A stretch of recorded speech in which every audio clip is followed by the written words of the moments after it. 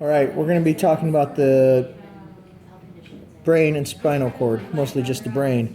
In order to get to the brain, you have to get through the scalp. Scalp is an acronym. S is skin, epidermis, and dermis. C is connective tissue. A is the aponeurosis of Galen. L is the loose connective tissue. And P is the pericranium, otherwise known as the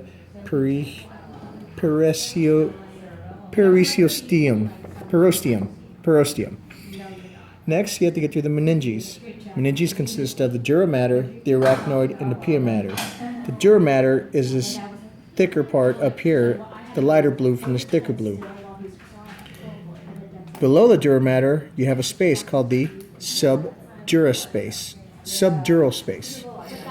That subdural space, after that, going deeper, you have the arachnoid space, or the arachnoid, which is the next layer of covering. Below the arachnoid space, you have a subarachnoid space. It's much smaller, and then between the arachnoid, below that is the subarachnoid space, and you have something called the pia mater, and it's connected to the brain, to the brain stuff. There's no space between that and the brain.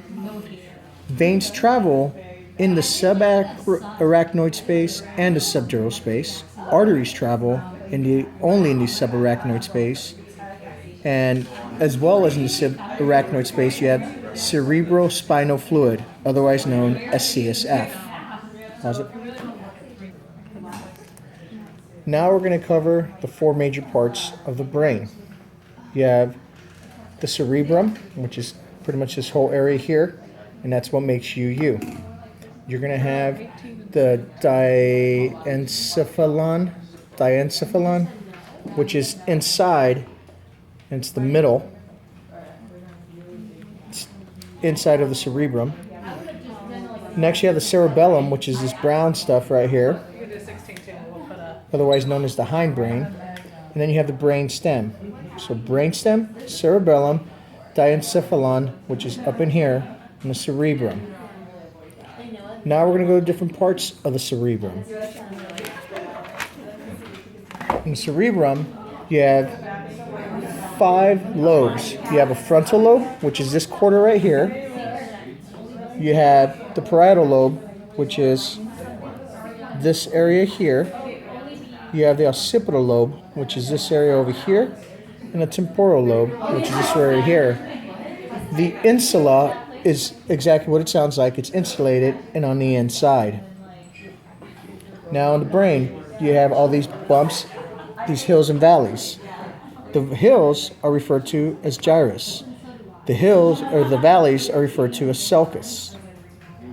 You have one central sulcus, which is, you can tell, it's one continuous one that goes all the way down. It's easily identifiable. It's called the central sulcus.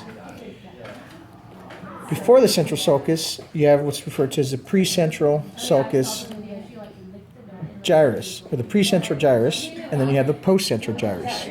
Precentral gyrus, postcentral gyrus. Along the precentral gyrus covers motor function. The postcentral gyrus covers sensory function. Oh, really? Along those, you have what's called a homunculus. The homunculus goes along those gyrus and takes care of all the motory functions for the body, and the postcentral gyrus covers all the sensory functions of the body. Now, I'm going to go ahead and open this up.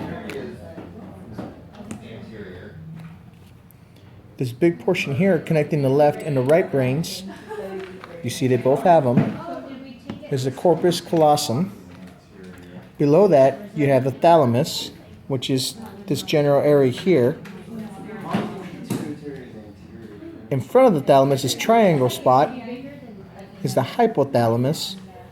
And this little ball sticking out here is the pituitary gland. Pause it. You're going to have you're going to have a total of 4 ventricles. 1 and 2, and that's starting with the right side is 1, the left side is 2.